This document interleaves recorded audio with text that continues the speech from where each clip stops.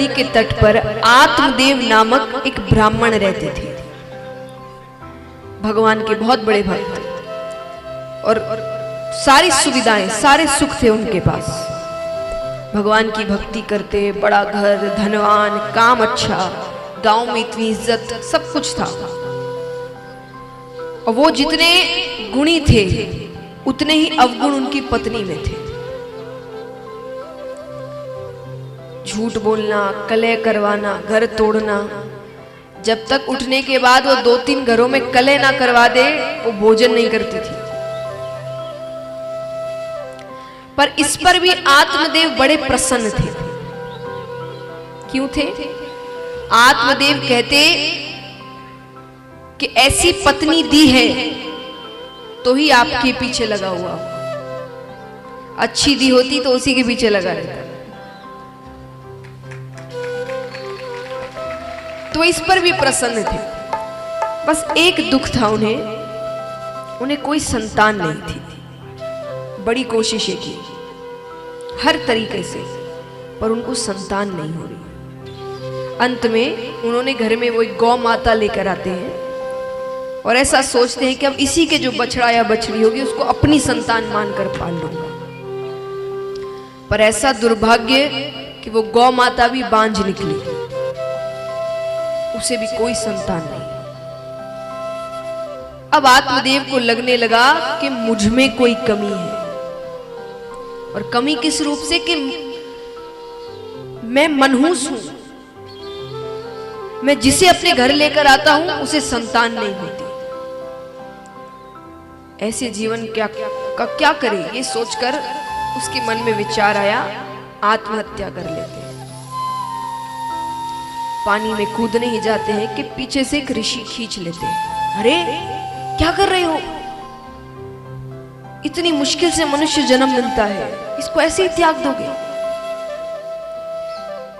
आत्मदेव कहता है मुझे संतान चाहिए, मुझे संतान नहीं, और संतान के बिना जीवन अधूरा सा लगता है। अरे संतान नहीं होगी तो मेरा पिंडदान कौन करेगा, मेरा कल्याण कैसे होगा? ऋषि ने कहा तो तुम्हारे हिसाब से तो जिस जिसके संतानें हैं सबका कल्याण हो गया। अरे पिंड मतलब क्या? पिंड माने हम पिंडदान करते हैं मृत्यु के बाद। पिंड मतलब शरीर होता है, शरीर ही है उस व्यक्ति का, उसका दान करते हैं। पिंड तो पिंड माने शरीर, उसको भगवान की भक्ति में लगा दो, हो गया पिंडदान, हो गया कल्याण। ऋषि कहते जब खुद का कल्याण खुद कर सकते हो तो दूसरों पर निर्भर क्यों हो कि वो करेगा तो कल्याण होगा? अरे अगर पूरा जीवन खाली अपना पेट भरने में और संतानें पैदा करने में निकालना था तो तब तो तुम पशु ही बन जाते। वो भी तो यही करते हैं, अपना पेट भरते हैं या संतानें पैदा करते हैं, और क्या करते हैं वो? तो ऋषि कहते वही बन जाते, फिर तो मनुष्य क्यों बने? बार बार नहीं पाइए मनुष्य जन्म की मौज, बार बार नहीं मिलता ये जन्म। अगली बार क्या बनेंगे कुछ नहीं पता। जैसे मक्खियों मच्छरों को मारते रहते हैं ना, नहीं पता अगली जन्म में खुद भी यही बने होंगे।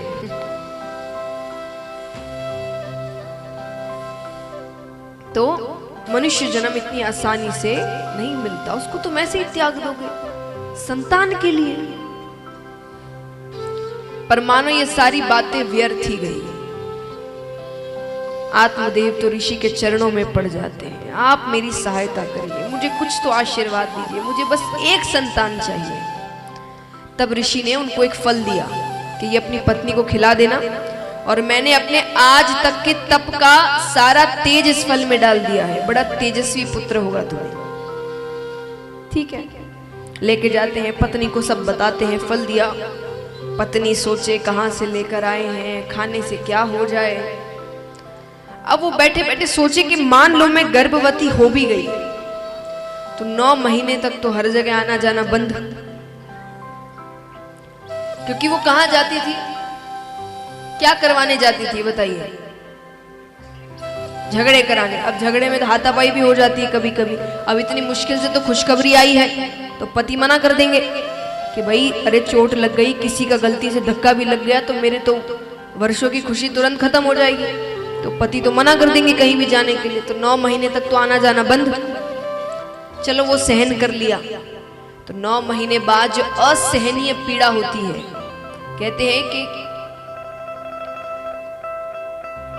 पढ़ाई होती, स्टडी होती है, कि सबका पता करते हैं फैक्ट्स के हिसाब से, तो दुनिया में सबसे दर्दनाक पता है क्या होता है, इसमें सबसे ज्यादा तकलीफ होती है, पहला तो होता है जलना, सबसे ज्यादा दर्द होता है, और दूसरा होता है एक संतान को पैदा करना। इतनी तकलीफ होती है उस वक्त, इसलिए तो कहते हैं कि वो एक नया जन्म ही होता है औरत का।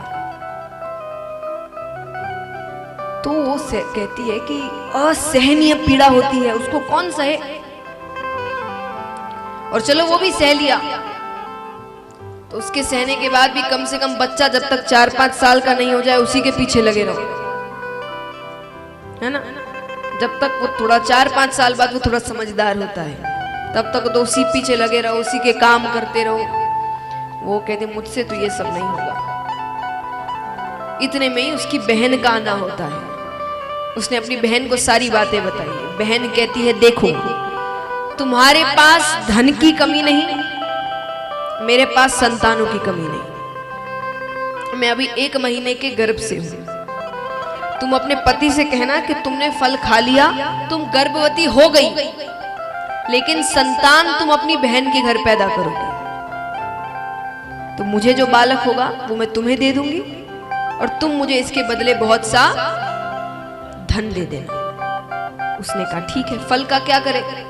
अरे बोले ये बातें कौन सी सच होती है, गौ माता की टोकरी में डाल दो। गौ माता की टोकरी में डालते, गौ माता उस फल को खाती है, गर्भवती हो जाती है। 9 महीने बाद दोनों को बालक होते हैं। होते माने वो तो बहन का बालक लेकर आती है, और यहाँ गौ माता को एक बालक होता है। दोनों का नाम रखा जाता है। तो पत्नी का नाम था धुंधली, तो धुंधली से जो बालक हुआ उसका नाम रखते हैं धुंधकारी, और गौ माता से जो बालक होता है उसका नाम रखते हैं गौकर्ण। क्यों? क्योंकि वो थोड़ा विचित्र बालक हुआ। शरीर मनुष्य का है, कान गाय के हैं, इसलिए गौकर्ण, गाय के जैसे कान। दोनों धीरे धीरे बड़े हो रहे हैं। गौकर्ण जी बहुत अच्छे बालक हुए, बहुत सीधे, आज्ञाकारी, सारे अच्छे काम करते, सच बोलते, पढ़ते, खेल कूद करते भी तो बहुत अच्छे से, कोई शैतानी नहीं, कोई बदमाशी नहीं। और वही धुंधकारी सर्व अवगुण संपन्न। नहीं सुना हो तो फिर से सुनाओ। सर्व अवगुण संपन्न, ऐसे कोई अवगुण नहीं है जो उसमें ना हो। झूठ बोलना, चोरी करना, मदिरा पान करना, नशा करना, स्त्रियों के साथ संग करना, वो सारी हरकतें करता।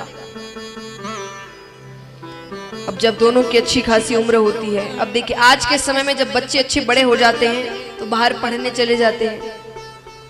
जब कि हाँ ये अपना ध्यान अब खुद रख सकते हैं, बाहर पढ़ने चले जाते हैं, पढ़ने नहीं तो बाहर काम करने चले जाते हैं। तो बाहर जाते हो तो कहाँ रहते हो? हॉस्टल है, पीजी है, एक तरीके का हॉस्टल ही माना जाता है कि बाहर माता पिता के बिना रह रहे, अपने काम खुद कर रहे हैं। ये सिर्फ नाम बदलते हैं, आपको पता है सारी चीजें पुरानी हैं।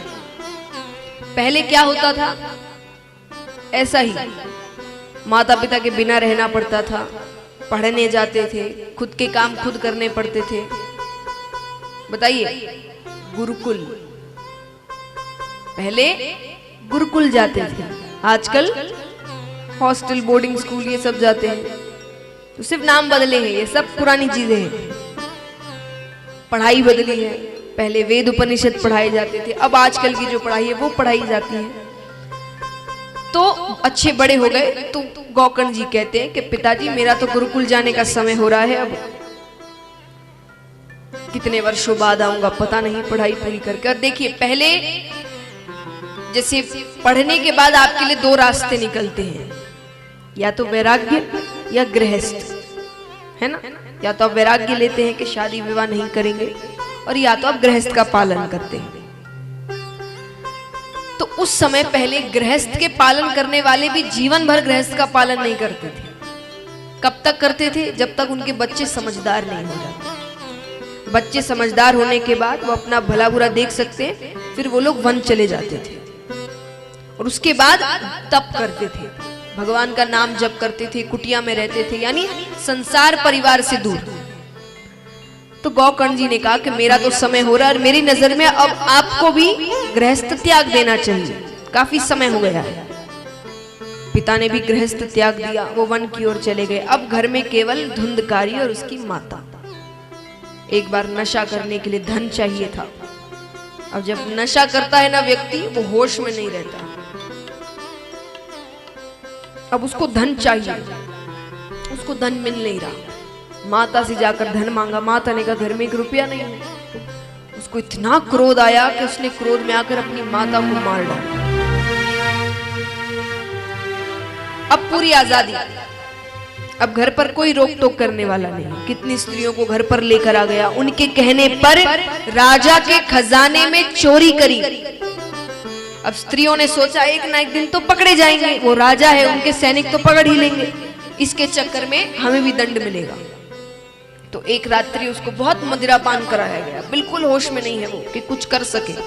अब उसको मारने की कोशिश की जा रही है और इतने पाप किए हैं, इतनी जल्दी तो मृत्यु आने से रही। बड़ी कोशिशें कर रहे हैं, उसको बड़ी तकलीफ हो रही है, लेकिन वो मर नहीं रहा। अंत में गरम गरम दहकते हुए कोयले होते हैं ना, वो उसके मुख में डाल दिए। बहुत दर्दनाक मृत्यु आई।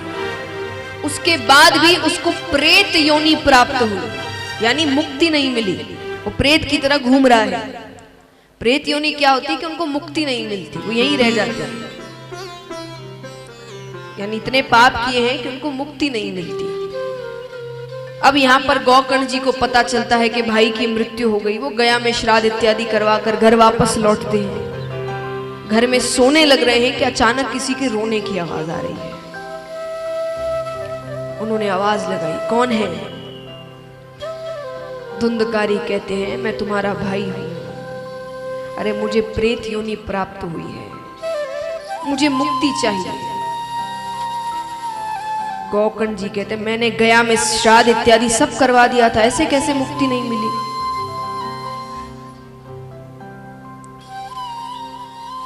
धुंधकारी कहते हैं कि गया श्राद्ध शतेनापि मुक्तिर में न भविष्यति, कि गया में एक बार क्या, तुम मेरा 100 बार भी श्राद्ध करा दोगे तो मुझे मुक्ति नहीं मिलने वाली। मैंने इतने पाप किए हैं, अब तुम कुछ करो मेरे लिए। गौकर्ण जी कहते हैं, अभी तो जाओ, मैं सुबह बताता हूं।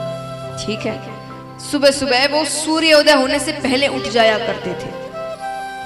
सूर्य नारायण भगवान आते हैं, वो उन्हें रोकते हैं। देखिए, एक त्रिकाल संध्या होती है। त्रिकाल संध्या यानी 3 बार पूजा।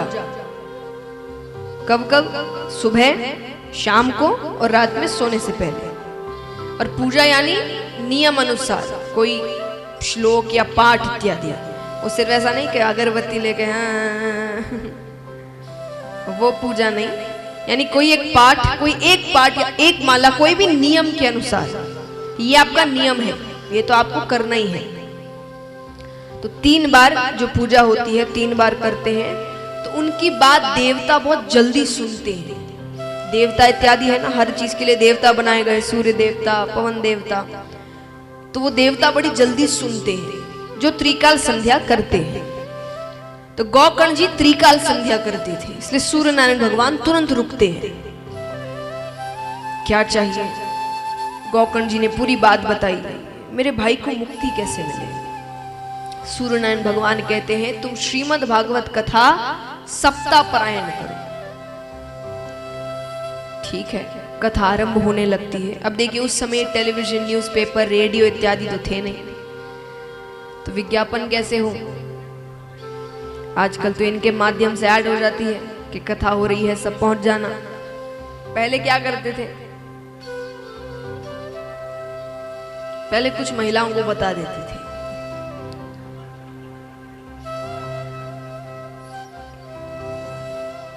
नहीं, मजाक है। पहले क्या करते थे, अपने कुछ मित्र रिश्तेदारों को बताते थे और उनसे कहते थे तुम अपने मित्र रिश्तेदारों को बताओ, वो उनसे कहते थे तुम अपने मित्र रिश्तेदारों को बताओ, यानी ऐसे कर करके सब खबर को अपने आसपास अपने जान पहचान के लोगों में पहुंचा देते थे। तो इसी प्रकार कथा के बारे में सबको बताया गया। कई लोग कथा सुनने आते हैं।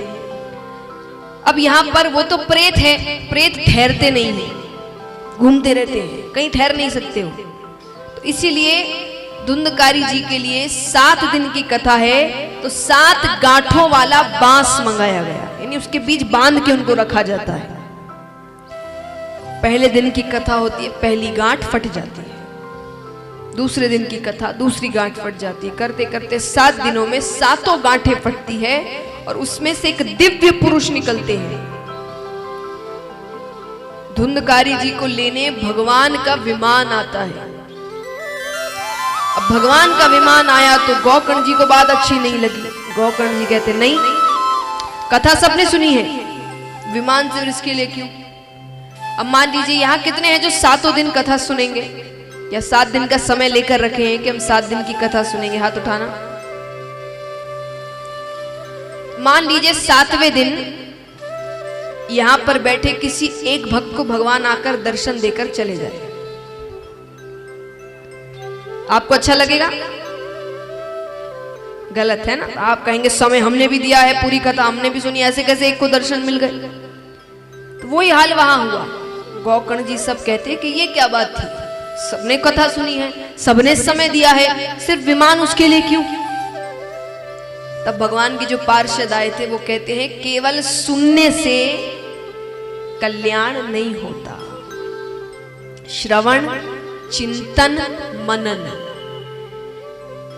पार्षदों ने कहा कि आप सब तो कथा सुनते थे, कथा सुन के घर गए, घर के कार्यों में लग गए, सब भूल गए। अब वो तो कहीं जा नहीं सकता, वो तो गांठों से बंधा है, अब वो बैठे बैठे क्या करे? तो कथा का चिंतन करता।